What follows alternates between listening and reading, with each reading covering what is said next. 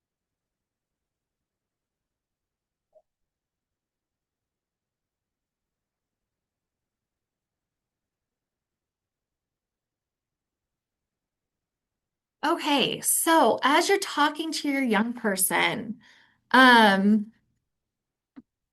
it's important to first start with empathy. We know that if we come at our teens or young adults in a judgmental way, they're going to shut down. So come at them with empathy, ask a lot of questions, ask what they're seeing. Also, having consistent, frequent conversations. I think that sometimes when you think about, oh man, I have to have the talk with my kid about drugs, it shouldn't be just a one and done thing. Look for opportunities that come up naturally. For example, if you're watching a movie with your kid and there's teen drinking in it, great chance to talk about, hey, are you seeing that in your school? Like, what did you think about that? Um, and then as you're having these conversations, listen without interrupting, and then ask questions afterwards. Also develop your young person's coping skills and refusal skills. Um, have them have some refusal skills ready to go before they're offered a substance. I always like to stress to parents that it's okay to make yourself the bad guy. Have your kids blame you. My mom will kill me, or if they play sports, coach will kill me. But having a reason not to use ready to go. And then also make sure that you set those boundaries before they come up. Make sure that your kid knows your expectations around substance use and your reason why you're setting those expectations. And then also the number one thing that influences substance use is access. If a kid can't get to substances, they can't use it. So make sure that if you have any substances in your house, that they are locked up and they're not readily available to your young person. And then also make sure you're monitoring your kids. Know where they are, who they're with, get to know their friends. Because that will play such a huge role in decreasing the likelihood that your kid will use a substance. And then what are some of the red flags or things that you should look out for um, when it comes to substance use in your own kids? So things like withdrawing from family or friends that they've had forever, increased secrecy, maybe lying, breaking curfew frequently, losing interest in school or activities that they used to love. And then also there's some physical symptoms like bloodshot or glazed eyes, frequent nosebleeds, weight gain or weight loss, sleeping more than usual, sleeping less than usual. Um, and then also, though, this list doesn't encompass all changes, and they could also, some of the things on this list could be being demonstrated for a different reason. So my number one tip for parents is you know your kids better than anything else. If you're seeing changes in their behavior, check in with them, ask questions, um, find out what's wrong. And then lastly, before I turn it over to Stephanie, I want to share a quick story. This is a story that our partners over at Sources of Strength tell a lot, and it's about the Brooklyn Bridge. Not really relevant to substance use prevention specifically, but really to parenting as a whole. Um, so it goes like this. At the time of its construction, the Brooklyn Bridge was going to be one of the largest, biggest suspension bridges in the world, and a huge amount of money went into building it. However, years into construction, the residents of Brooklyn and Manhattan didn't see a bridge. They weren't seeing a bridge. They saw people come and go. We're wondering, where is our money going? What is happening? Where is this bridge we were promised? And as the complaints grew louder and more frequent, the lead architect of the bridge construction,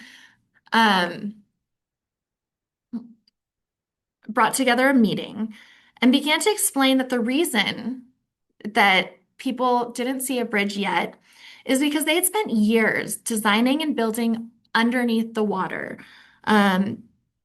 His team had pioneered innovative anchoring techniques and the riverbed. And it was because of this work that the bridge would stand the test of time. And we know that it has. We know the Brooklyn Bridge is still standing. And I think a lot of times as we reflect on our role as parents and trusted adults, sometimes it doesn't feel like we're getting through to our young people. Um, However, what you're doing is really building those anchor points, setting the foundation so that they're able to grow up to be strong and empowered adults. And I know that's hard. Parenting is not easy all the time, but you all are doing great. Thank you for being here. Um, Now I'm going to quit talking, and I'm really excited to introduce our guest today. Our guest is Stephanie Rose. Stephanie Rowe. I did this last time. Sorry, Stephanie. Stephanie is the founder of the Tucker Project, which is a nonprofit dedicated to fentanyl awareness and prevention. She is a leading advocate working to educate and protect students from fentanyl poisoning. She successfully passed legislative reform in Texas and continues to work alongside lawmakers and educators and community leaders to expand fentanyl awareness initiatives nationwide. And please welcome me in welcoming Stephanie. Hi, thank you for having me and thank you for that intro. I'm going to go ahead and share my screen here. Let me get this. And there we go. Okay, are we good? You can see everything fine? I think so. So first, I just want to start by doing a little introduction about me and kind of what landed me here and why I am on a screen talking to parents about the dangers of illicit fentanyl and how it has impacted my family and what we're doing about it. So first of all, I just want to say that I'm a parent. I'm a mother who loves her kids fiercely and believes that it is our job to protect them and to educate them and to keep them safe and grow them into happy, successful adults. And I think that that is something that we all can relate to as parents, that is what we're trying to do. And unfortunately, we live in a time where things are moving so fast and our kids have access to things on social media and, just all in our screen, and it can happen just so quickly. So I do want to personally share with you what happened in my family with the hopes that by this story, a lot of times we hear facts and statistics, but we don't think it could happen to us. It seems a little removed. But I'm here to tell you that if you asked me if I thought I would ever lose a child to drugs, I would tell you, no way, not on my watch. I'm a good mom. I am raising good kids, and certainly that would not happen to me and my family. But in September of 2021, that did happen when fentanyl stole my firstborn and only son, Tucker. It was after his death that I really just became a mad mom. The more I learned about fentanyl, the more I was angry that I just didn't have this knowledge. Prior to Tucker being introduced to fentanyl, I had never heard of illicit fentanyl. I didn't understand that it was a chemical that was being added to street drugs, added to pills made to look like pharmaceutical medication. And I had an opportunity to meet Dr. Alex Marrero, your superintendent, and I was sharing with him my story. And he, also a parent, was just totally shook by what is really happening. And he said, we have to do something about this, and I need to bring this to my parents. And that's why I'm here. So I'm here to share what happened, and then just also what I wish I would have known, because I fully believe that what you guys are going to hear in the next 30 minutes really can be key things in helping prevent you from being, unfortunately, in the same situation that I found myself in. So with that, I'm going to introduce you to my son, Tucker. Tucker, I will just explain a little bit about him. He was a loving, very loving young man. He loved others. He loved his family. He is a big brother to 3 sisters, and he was a mama's boy. And it was our close relationship that he shared a lot of details about his life. I raised Tucker with a group of, there was about 4 of us moms, and we all had firstborn boys. And so the amount of information that we heard from those 4 firstborn mama boys who were very close with their moms was a lot. But fentanyl did not care. It was something that, despite our close relationship, despite having a great circle of family and friends and access to support, it wasn't enough to keep him safe from the dangers of illicit fentanyl. I'm going to tell a little bit about his story, but I want to take you back to, we had just kind of came out of COVID, and it was January of 2021, and Tucker went to a New Year's Eve party, and that was where he was first offered a prescription medication that he was told was Xanax. And for the next 2.5 months, Tucker was taking Xanax from a peer that he was friends, I guess not really friends with, but a peer that went to his same high school as him. And what I didn't know is that those were fentanyl-laced synthetic pills. So they're made to look like Xanax when really they were not Xanax at all. This created a substance use disorder with Tucker, and it was over the course of the next 6 months that we had Tucker in some treatment, and we were working on trying to get Tucker to a healthy point. But what I didn't know about illicit fentanyl is it's so highly addictive, and it impacts the chemical makeup of the brain. And for Tucker, it quickly took over. And it was through that journey that I have learned so much, and I realized that we have to do more. We have to keep talking about it, and it's through these real life stories that people can understand just how deadly and lethal this poison is. The drug dealer that was selling these pills to Tucker was also tied to the death of others in our area. And he was charged for the death of Tucker. He was also a 19-year-old boy, and he was sentenced to 13 years in federal prison. So I talk about this because fentanyl is not only impacting those who have lost, it's impacting those who have been arrested or incarcerated, and then those who are struggling with addiction. And back to what I said about fentanyl being so highly addictive. And when fentanyl first came out, we all were having to look at how are we going to warn the public on this. Treatment centers were having to figure out how do we get people off of fentanyl. Law enforcement, how do we work these cases? What does it look like? Judges are, how do we charge those that are selling and killing?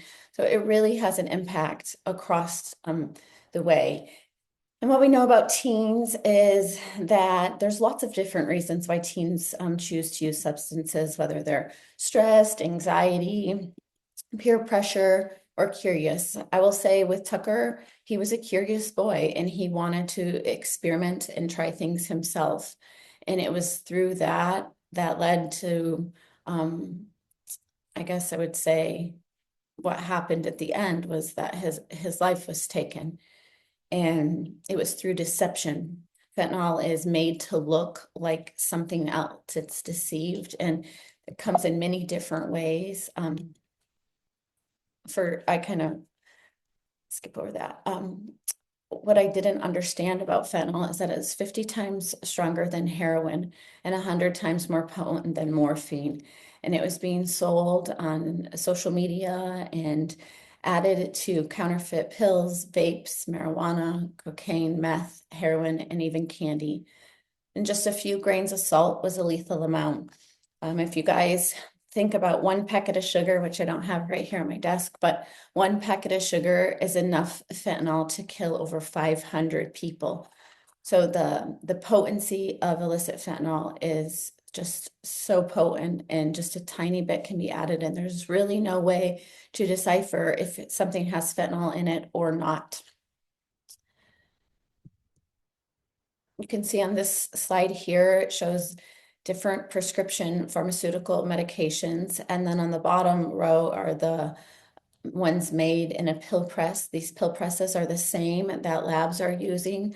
They are getting pill presses and they'll put in their fentanyl powder and their binders and fillers, and they stamp them and they market and sell them as pills. And when we talk about prescription medication, law enforcement are not seizing prescription medication that people are having illegally.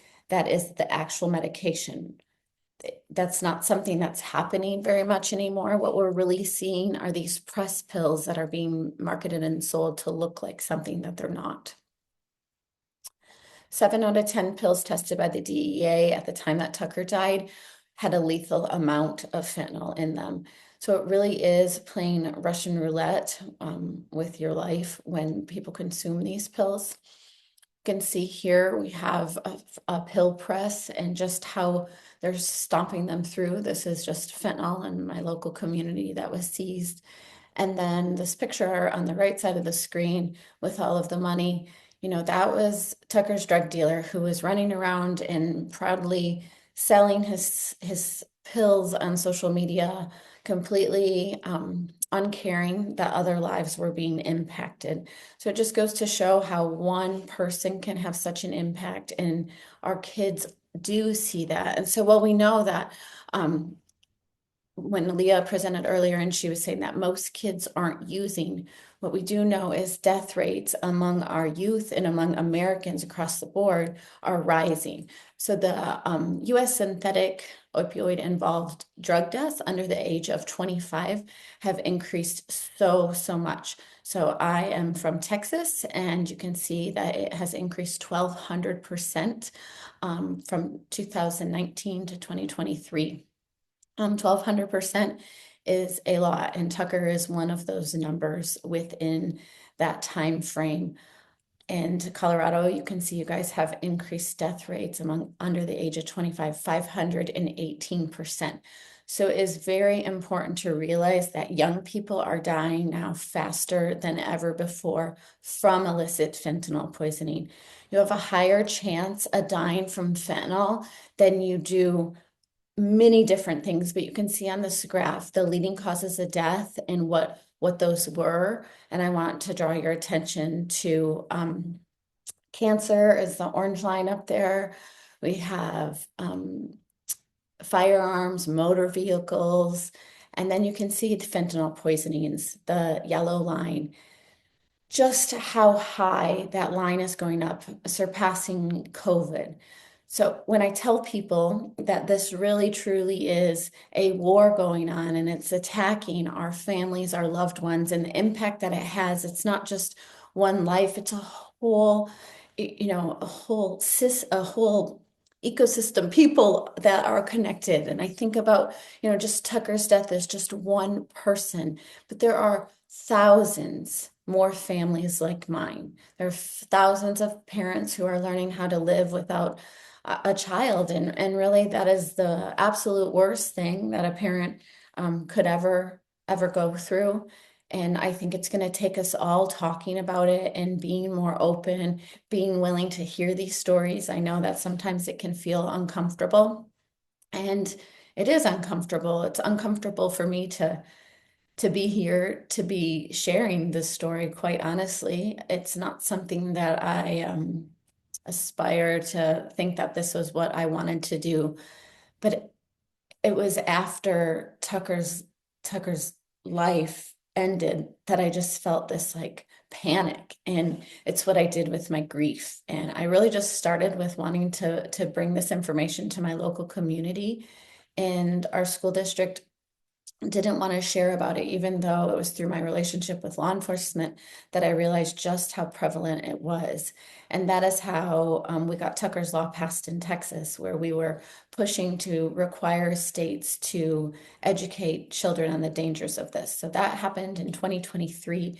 And since then, we've continued to expand and work with really anyone and everyone who will bring this information to their communities. In 2025, the DEA fentanyl seizures were over 45 million pills and over 9,300 pounds of fentanyl powder. this number is enough to kill every single American, and it's very scary. And I say scary and not something that I'm trying to scare you, but I'm trying to empower and educate you so you can really realize just the significance of fentanyl deaths in our country. Colorado actually had recently, in November 2025, a record-breaking seizure of 1.7 million illicit fentanyl pills, and they were seized from a bidding. Someone bid on a storage locker, and that was inside the storage locker. More Americans have died from fentanyl than the Iraq, Afghanistan, and Vietnam wars. And I say that Tucker was a casualty of a war that I didn't even know we were fighting. I didn't know that there were bombs being thrown, marketed and sold to our children, that there was something that you couldn't see, taste, smell being added. And at the click of a button, they would have access to it. I want you to think about a whole plane of passengers disappearing every day, falling from the sky. Over 200 lives are daily being lost in our country to fentanyl. And I use this analogy, and it just blows me away that if a plane was crashing every single day filled with passengers, we would change our whole lifestyle. We would no longer be flying, airports would be shutting down. They would do a deep dive investigation into what is causing this and how can we prevent the loss of life. But for whatever reason, with fentanyl, it has fallen on deaf ears, and that is why I'm here just screaming from the rooftops. We lose on average 22 adolescents every single week from fentanyl poisoning in America. That's a scary, scary number. And what I also touched on earlier is about just how highly addictive illicit fentanyl is. So we know the number of 22 adolescents dying each week, ages 14 to 18. What we're not taking into account is what are those students who started using in high school and their projected life outside of high school. Tucker was outside of high school. His statistic isn't even in that. And so I think about that. It just further shows that we really have to get ahead of it. And we're not going to be able to dig out of this until we get the education and information. And when we have more knowledge, knowledge is power. And with more knowledge, we can make better decisions. Talking about the prefrontal cortex, of the brain, I think that's really important to talk about. That does not develop until the age of 25. That is our ability to make decisions. When teens who are consuming THC before the age of 25, that impacts the prefrontal cortex. Marijuana use amongst teens is very high and it's very accessible. Obviously, I'm speaking to the choir here, being in Colorado. When you think about that, is their software that isn't developed yet. It's still developing and growing, and we have to protect it. If teens are using THC and that's impacting how they make decisions, I will say that Tucker, from smoking marijuana as a teenager, it impacted him, and I have no doubt that it impacted his decision making later into his upper teens. It is something that THC has totally changed from when I was in high school. The THC concentrate used to be anywhere between 2 to 4%, and now it's upward to 80, 90%. So what can we do about this? What can we do about these lives, and how do we keep our kids safe? And I think one of the ways is to understand the dangers and where it is and how to have those conversations. I believe that our kids are super smart. Tucker was not looking for heroin or cocaine. That was not something that he would have tried, but it was marketed and sold to him in the form of a pill. So knowledge on the front end, getting this information and having this conversation with our families is very, very important. And then the other is understanding what naloxone is.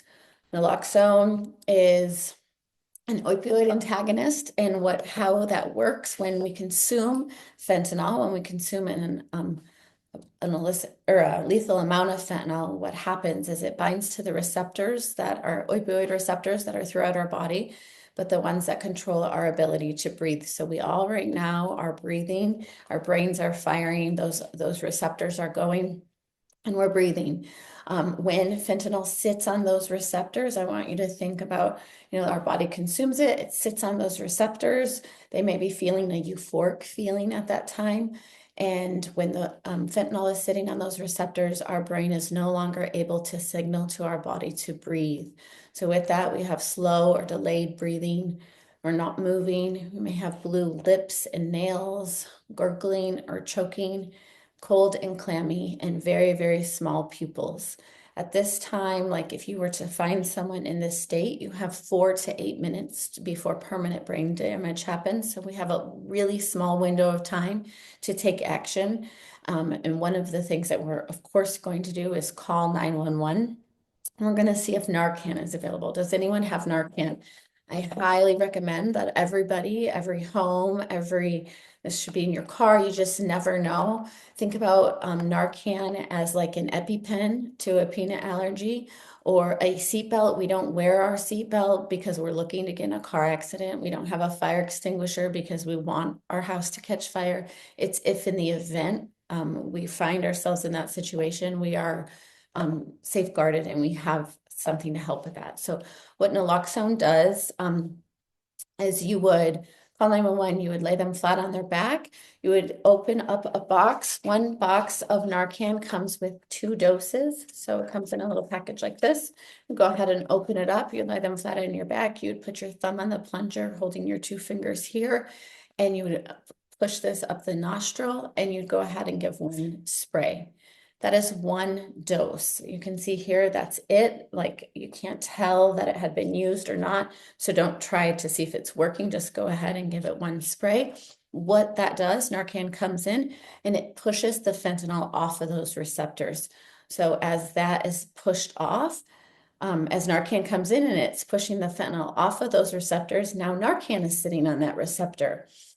Narcan can be administered every 2 to 3 minutes. And sometimes it takes multiple doses.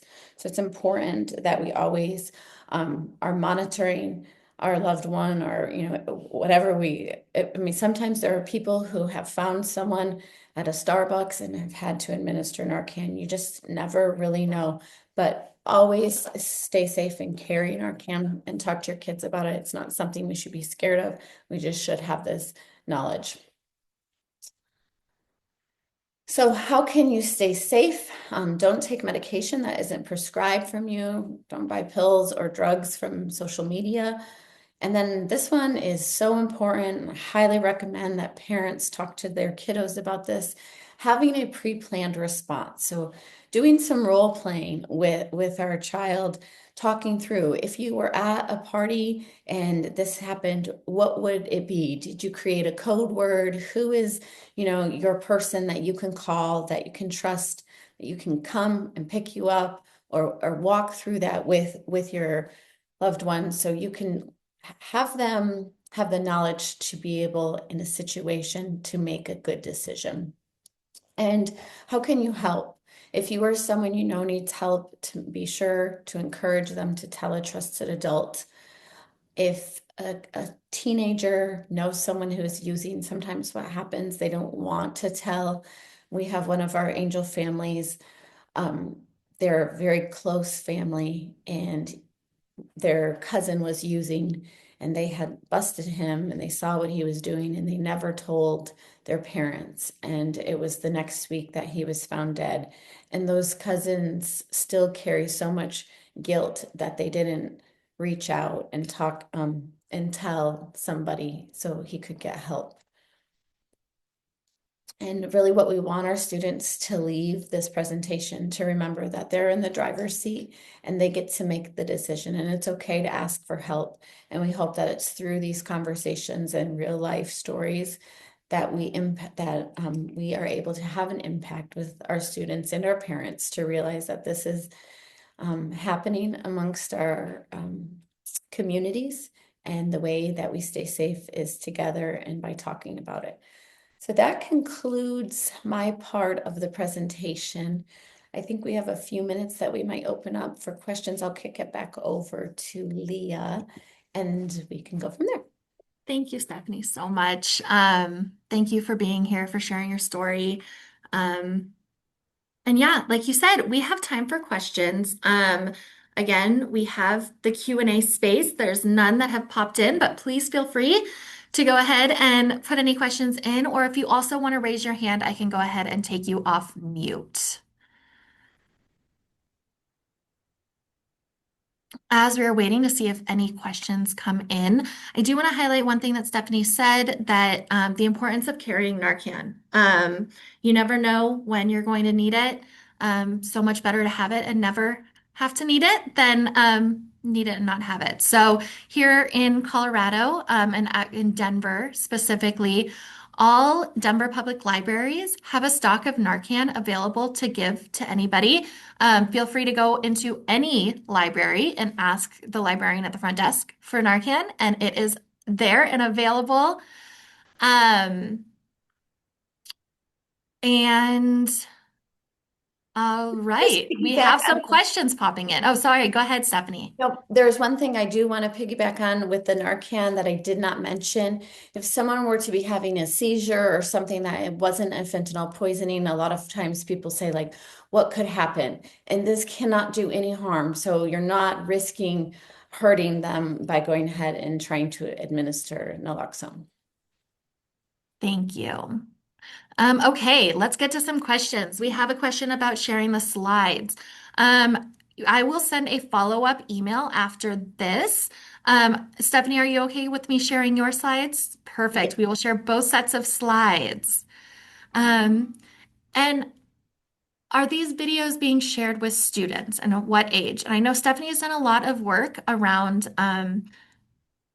student education across the country. However, I can speak for DPS and say that substance use prevention as a whole, we have resources available for students of all ages, obviously age appropriate. And we have a couple different fentanyl specific curricula that we utilize here in the district that is all evidence-based. A lot of our staff teach a program called Stanford, Stanford, through Stanford. Sorry, drawing a blank there. We also partner with Rise Above Colorado on a program called Not Prescribed, which addresses fentanyl. And then Stephanie, I'll turn it over to you to talk a little bit more about the work that you do across the country. Yes. So what makes our program really unique is, there is evidence-based information, but with fentanyl, it is fairly new. So there's not long studies. And so we know ways that we talk about alcohol, nicotine, cannabis, those types of things. But what we are dealing with now is life or death. People are losing their lives to an illicit poison, and we have to move quickly. We can't wait for this research to come in. And I know a lot of times what people will say is kind of like, well, we have to make sure it's not a one and done thing. But what we leave with is a real life story, and we connect on a heart level where kids can feel like, man, that could be my mom or my dad. And what we find after we talk to students, it really does open up. And I see there's another question in there talking about stigma. And unfortunately, there's a lot of stigma around it. When you come in and you have this real life talk that this is what's happening, it does help to kind of level the playing field. And we get feedback from students that say, I lost my brother, my sister, my mom. I have someone in my family who is struggling with drug addiction. So it really does help to open that up and just bring this human topic to conversation. Thank you, Stephanie. Perfect. So thank you for talking about, do you have anything else to add on the topic of addressing stigma? And Oh, you just muted, Leah. I sure did. Sorry, how can we make parents feel a little bit more comfortable having these discussions with their kiddos? And I see another question in the chat. How can you bring this topic up at the dinner table? And I think bringing real life story. Like I listened to somebody online today that talked about she lost her son to fentanyl poisoning and it was marketed and sold as something that it wasn't. Ask questions. What have you heard of that? What are you seeing amongst your peers? And really just to keep it open and just to be curious. I think that that is such a important task, is just asking them what they know and then making it a family event where you're learning together. You're learning about the information and sharing with your kids, or maybe you give them some homework assignment to bring what they have learned and continue to talk about it. Amazing. Thank you. So the next topic or the next question, do TPS schools have Narcan? Yes, we have Narcan in every single one of our DPS schools. And all nurses, as well as multiple other DPS staff, are trained to administer Narcan. The survey, I am working on getting that updated. I'm so sorry, Naomi. Thank you for bringing that up. I am having a hard time multitasking. But yes, working on that. I will have the survey open in just a moment. And then from Chris, also, are we seeing anything with mushroom use in schools, especially in Colorado, or with the new chocolate bars that just got removed from shelves? Thank you for bringing that up, Chris. Yes, we are with the legalization of psilocybin. We're seeing an increase in psilocybin use in so mushroom use in schools. Still not a huge dramatic increase, but it's something that we're definitely monitoring and figuring out how we can educate parents and young people. Chris references the chocolate bars that were removed from shelves. There was recently, it was found that a few gas stations across Colorado were selling chocolate bars that had psilocybin as well as other toxins and substances in it to elicit that high, and they were just pulled, but definitely something to keep in mind. And we will have, I believe actually next month, and I'll put this in the follow-up email as well.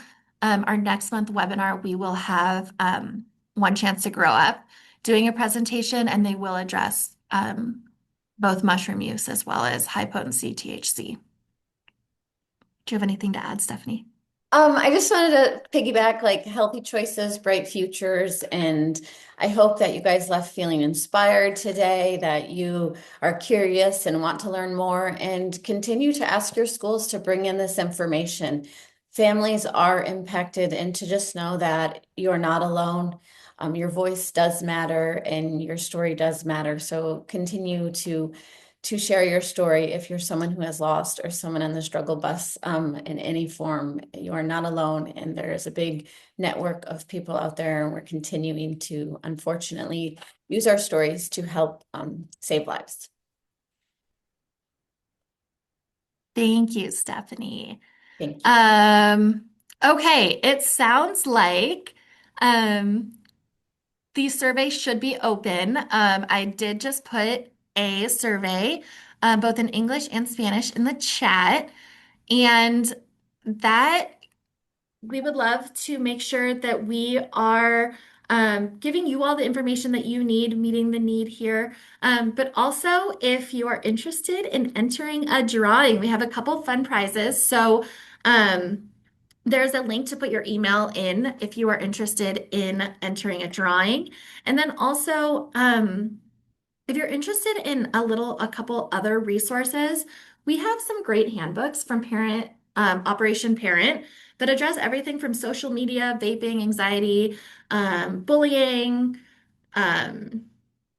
online gaming, a whole array of different topics. And if you're interested, I do have a space in the survey as well for you to put your address, and we can mail one of those out to you. I am also going to drop my email